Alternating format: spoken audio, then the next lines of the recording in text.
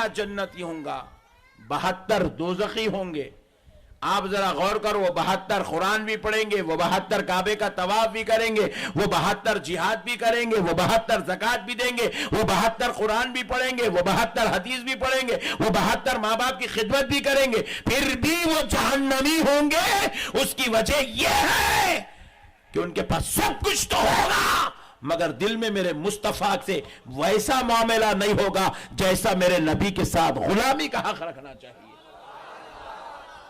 اور یہ ایک فرقہ، کان کھول کے سن لو خدا کی قسم، ان کے پاس نماز کم ہوں گی، روزہ کم ہوں گا، زکوٰۃ کم ہوں گی، حج کم ہوں گا، عبادت کم ہوں گی، تقوی کم ہوں گا، پرہیزگاریاں کم ہوں گی، مگر پھر بھی یہ جنتی ہوں گے. اس کی وجہ یہ ہے یہ مصطفیٰ کو ویسے مانتے ہوں گے جیسے ان کو ماننے کا حق ہوگا.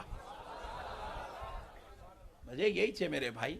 بہو بیچاری غریب گھر کی ہوں گی مگر ماں باپ کی خدمت کرنے والی ہے، ساس سسر کا ادب کرنے والی ہے، ساس سسر کا احترام کرنے والی ہے، تو اب وہ غریب گھر کی ہوں گی مگر اللہ اس کو جنت میں جگہ عطا فرمائے گا. وہ کروڑ پتی باپ کے گھر سے آئی ہوں گی، 10-10 ہزار کا میک اپ کر رہی ہوں گی، 5-5 ہزار کی ساڑی پہن رہی ہوں گی، 40 لاکھ کی کار میں پھر رہی ہوں گی، مگر ساس سسر کے ساتھ اس کی ناخلفی ہوں گی، وہ ساس سسر کی بے ادب ہوں گی، اس کے باوجود بھی اللہ اس کو جنت میں جگہ نہیں دیں گا. یہی ہے مسئلے کو سمجھنے کی ضرورت. یہ ہماری نوجوان نسل یہ باتوں کو نہیں سمجھ رہی، یہ ہمارے بزرگ لوگ نہیں سمجھ رہے، یہ پڑھے لکھے لوگ یہ باتیں نہیں سمجھ رہے. یہ سمجھنے کی ضرورت ہے. آج جو نبی کا نہیں وہ ہمارا نہیں ہے. اچھا میرے کو ایک بات بتائیے، آپ رسول اللہ صلی اللہ علیہ وسلم کو حضرت بلال حبشی زیادہ قریب سے رشتہ رکھتے تھے یا ابو جہل قریب سے رشتہ رکھتا تھا؟ سبحان اللہ، کون بولو؟ ابو جہل. ارے چچا تھا رسول اللہ کا. ابو جہل رسول اللہ کا چچا تھا، قریب سے قریب تر رشتہ رکھتا تھا، رشتہ دار تھا رسول اللہ کا. ابو لہب رسول اللہ کا رشتہ دار تھا. مگر آپ غور کر کے دیکھیے، ابو جہل ابو لہب جہنمی ہو گئے اور بلال حبشی حبش میں رہ کے جنتی ہو گئے.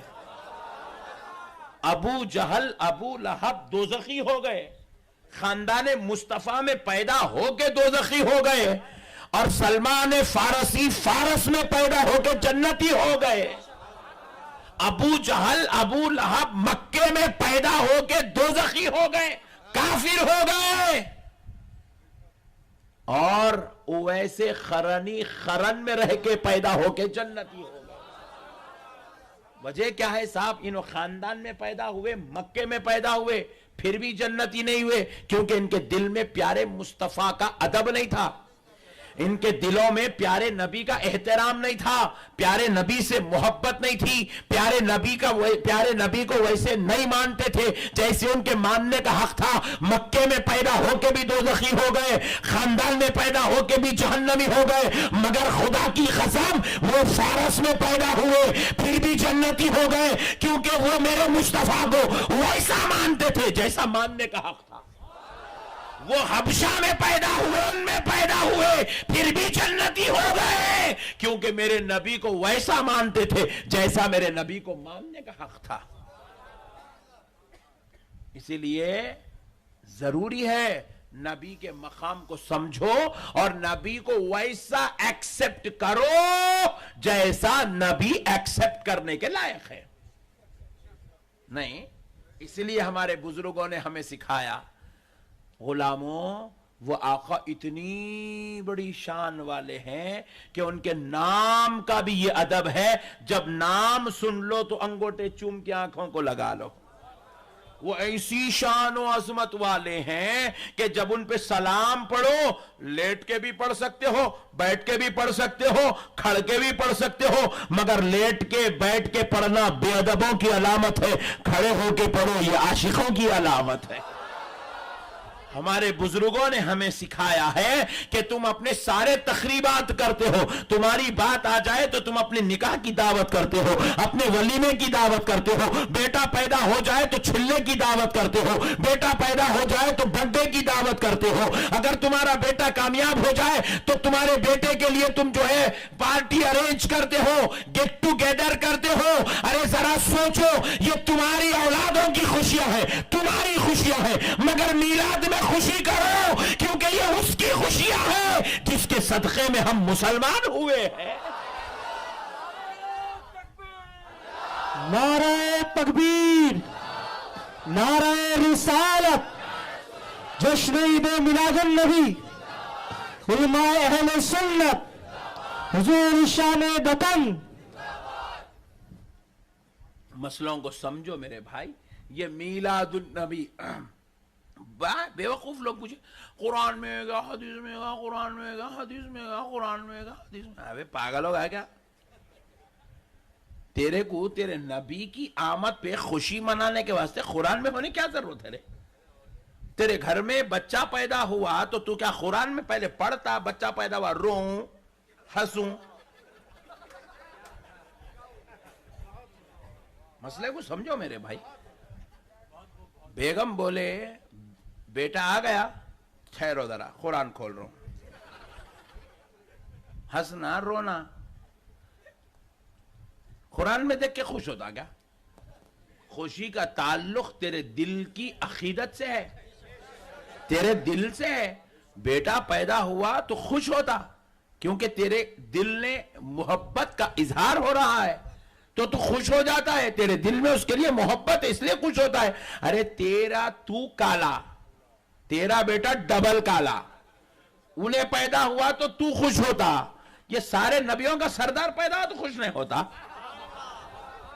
مالک جنت پیدا ہوا تو خوش نہیں ہوتا، تیرا بیٹا پیدا ہوا تیری محبت پیدا ہوئی تو خوش ہوتا، اللہ کی محبت پیدا ہوئی تو خوش نہیں ہوتا، اللہ کا حبیب پیدا ہوا تو خوش نہیں ہوتا۔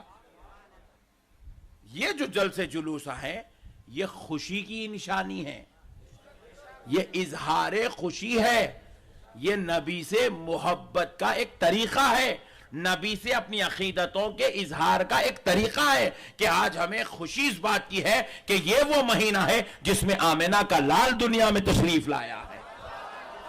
یہ آپ خوشی کا اظہار کر رہے ہیں بھئی، اب اس کے اندر شرک کی کیا بات ہے، بدعت کی کیا بات ہے، حرام کی کیا بات ہے، ولیمے کی دعوت ہے۔ آپ ایمانداری سے بتائیے، آج ہماری محفل ولیمے کی جو ہو رہی ہیں آپ کے علاقے میں ساکولی میں، جو ولیمے کی دعوت ہوتی ہے کم سے کم 200 آدمی، 400 آدمی، 600 آدمی، 1000 آدمی، 5000 آدمی۔ آپ ذرا غور کیجئے صاحب، خرچہ ہو رہا ہے اس کے اوپر 2 لاکھ، 4 لاکھ، 10 لاکھ، 20 لاکھ، 50 لاکھ، اتنے بڑے بڑے خرچے کر کے اپنے بچوں کے ولیمے کر رہی، اپنی اولاد کی دعوت کر رہے ہیں، پھر جو بڈھا ہوئے بعد آپ کے بڈھے ہونے پر پوچھتا نہیں پوچھتا کوئی گارنٹی نہیں ہے، آپ کا حق ادا کرتا نہیں کرتا کوئی گارنٹی نہیں ہے، آپ مرے تو انڈیا میں رہتا نہیں رہتا کوئی گارنٹی نہیں ہے، باپ مر رہا بیٹا امریکہ میں، ویسے بیٹے کا 50 لاکھ کا ولیمہ ہو رہا، ویسے بیٹے کو 40 لاکھ روپے خرچہ کر کے شادی کر رہے ہیں، ویسی اولاد کے لیے 20 لاکھ 15 لاکھ روپے کا خرچہ ہو رہا ہے۔